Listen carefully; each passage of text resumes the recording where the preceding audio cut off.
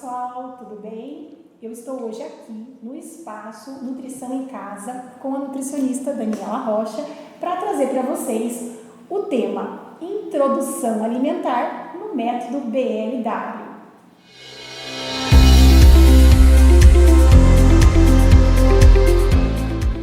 Então, estamos aqui com a nutricionista Daniela Rocha, que é mãe do João e pode, de carteirinha e experiência, contar para nós como foi a introdução alimentar do João, enriquecido com a experiência que ela tem como nutricionista.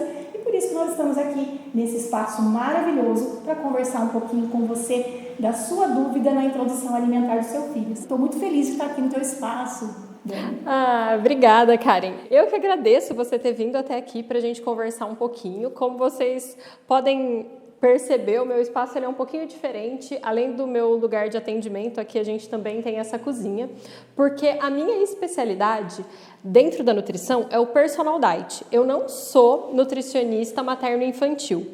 Mas o BLW, na minha vida, daí como um todo, ele entra muito na questão da viabilidade, das vantagens que ele iria trazer para essa introdução alimentar, tanto para o João, como para a viabilidade de uma alimentação saudável na minha família como um todo. E nesse nosso papo, eu gostaria de falar um pouco sobre esses aspectos nutricionais, do que é o BLW e como ele funciona, mas também, então, dar esse enfoque no que ele traz de bom, não só para a criança, porque no desenvolvimento da criança, eu acredito que vocês já tenham visto inúmeras, quem procura por esse tema, já tenha visto inúmeras vantagens de desenvolvimento, aspectos legais para a criança, mas também para a família como um todo. Então, eu acredito, Daniela, que enquanto odontopediatra, eu vim buscar esse tema justamente porque eu percebo que as mães têm muita dúvida.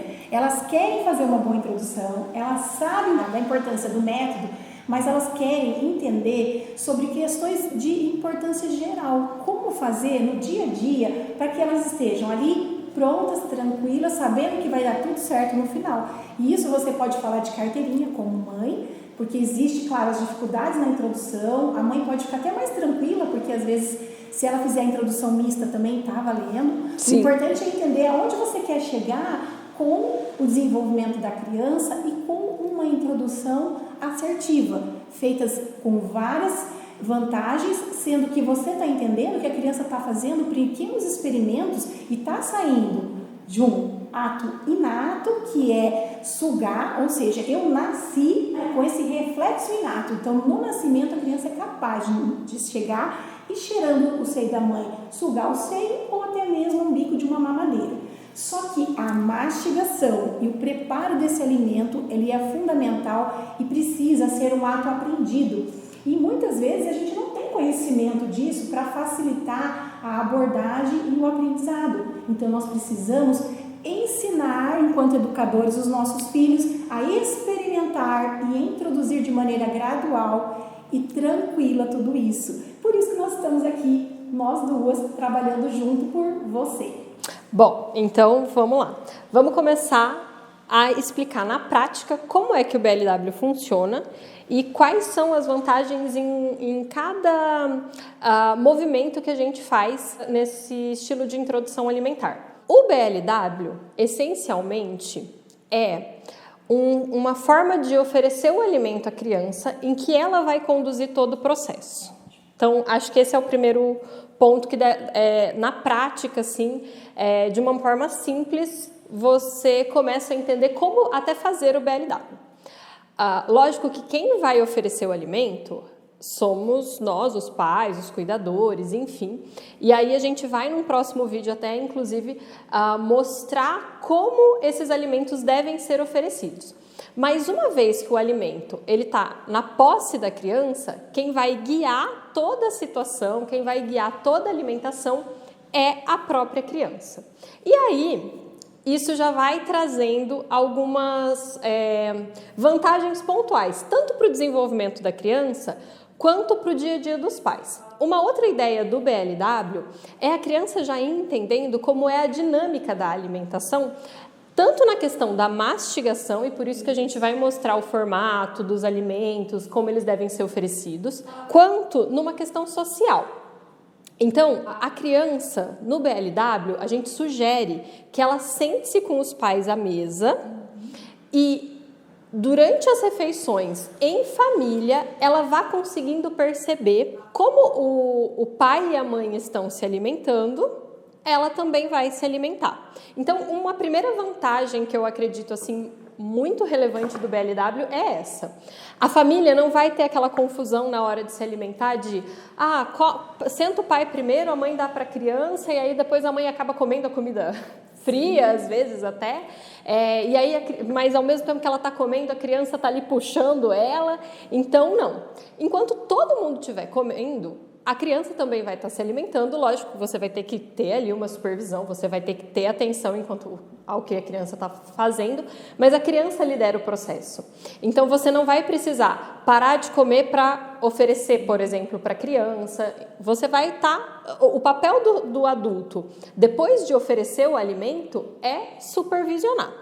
Então, isso eu acredito que já seja uma grande vantagem, porque você consegue supervisionar e comer tranquilamente ao mesmo tempo na questão dos pais. E Dani, a questão da alimentação ela é muito sensorial, né? Então, ela é assim, a discriminação sensorial nesse primeiro momento, ela é algo importante. A criança vai fazer essa discriminação dentro do BLW diferente do outro método em que há não existe uma diferenciação entre os alimentos. Então, essa é uma outra vantagem, é você fazer dessa discriminação, desse contato com o alimento, o sensorial, motor, o olfato, a visão. Então, a gente sai daquela obrigatoriedade do comer, porque às vezes, no primeiro momento, pode ser até que a criança não coma na quantidade que a mãe imagina. Sim. Mas todo contato com o alimento, ele traz uma discriminação riquíssima, muito superior a qualquer outra vantagem. Então, isso é muito legal, né? A gente vê o alimento com nesse lado, né? Que às vezes a gente não percebe. Na alimentação a gente usa todos os sentidos.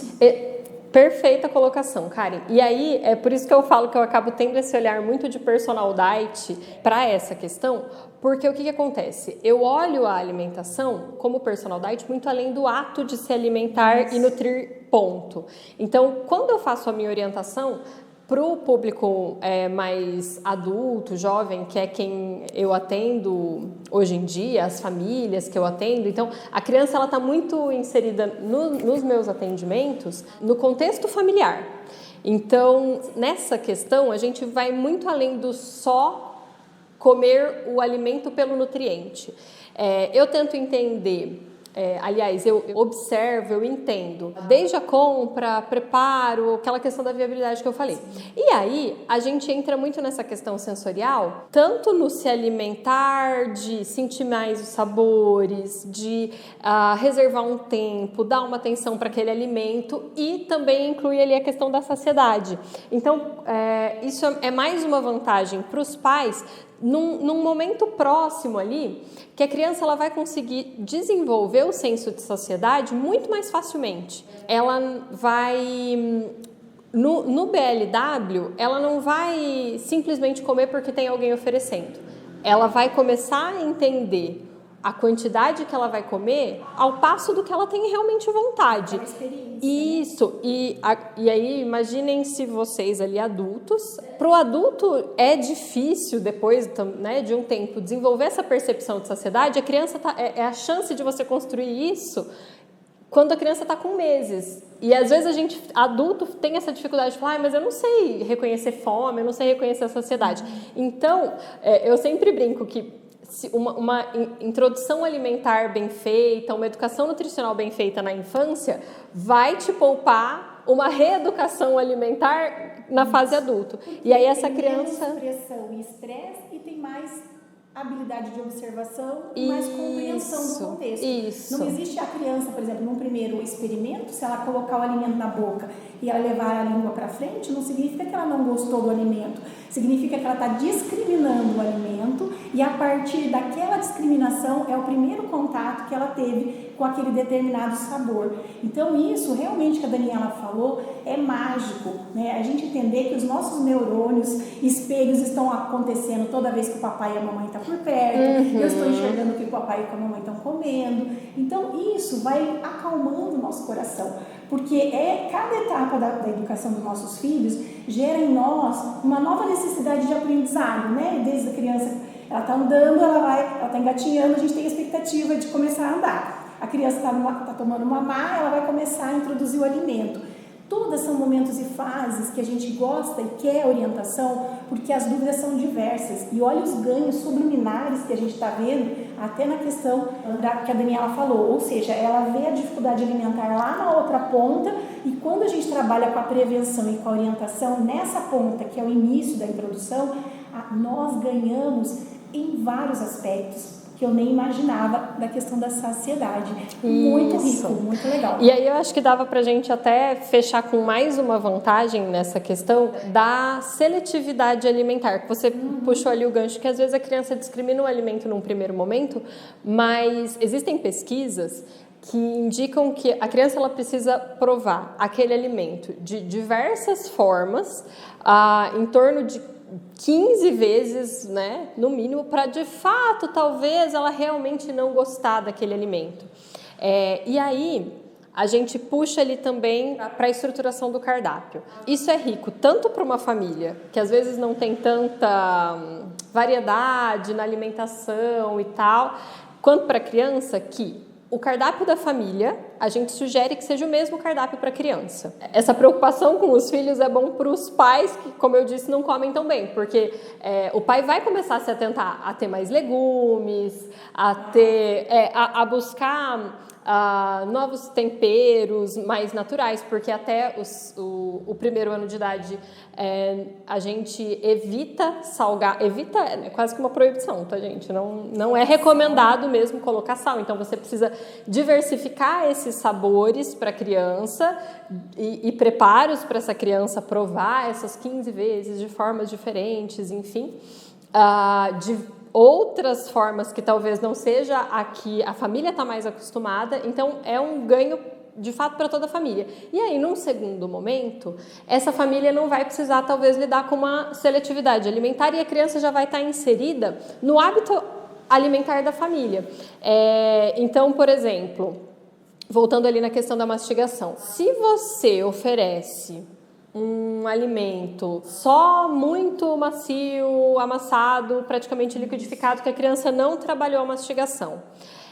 Mas lá pra frente tem bife no cardápio da família. Vai ficar uma situação assim, a criança não aprendeu a mastigar, ela vai ter preguiça de mastigar, ela não vai querer aquela carne. E aí a mãe tem que ficar se preocupando em 3, 4 preparos diferentes para aquela criança poder comer. Não, se você trabalhar ali no BLW essa questão da mastigação e já ir introduzindo essas carnes no corte e consistência correta, de acordo com cada fase da introdução alimentar para a criança, ela já vai entendendo que aquele é o hábito alimentar da família, ela está inserida naquela família, então o que for oferecido pela família, ela vai comer ao longo da vida. Então é um ganho tanto para a criança, para depois ter autonomia, entender que o momento da alimentação é um momento para se ter atenção ao que está fazendo, isso vai trazer ganhos de percepção de saciedade, essa questão da facilidade do cardápio ser um só, tudo isso ele vai se encaixando de uma maneira que fica bom, tanto para o desenvolvimento da criança, quanto para a rotina da família introduzir esse tipo só para fechar aqui, eu vou aproveitar o conhecimento da Dani e falar que realmente a mastigação é um ato poderoso no desenvolvimento facial. Nós estávamos discutindo antes alguma coisa, mas é assim, realmente o desenvolvimento facial e toda a parte da musculatura vai sendo muito bem elaborada com uma mastigação de alimentos mais naturais, que a gente precisa de uma alimentação que ocorra de maneira oportuna para que a criança desenvolva bem. Não é só a genética do pai e da mãe que vai desenvolvendo o crescimento facial. Então vamos juntos por uma introdução alimentar acolhedora,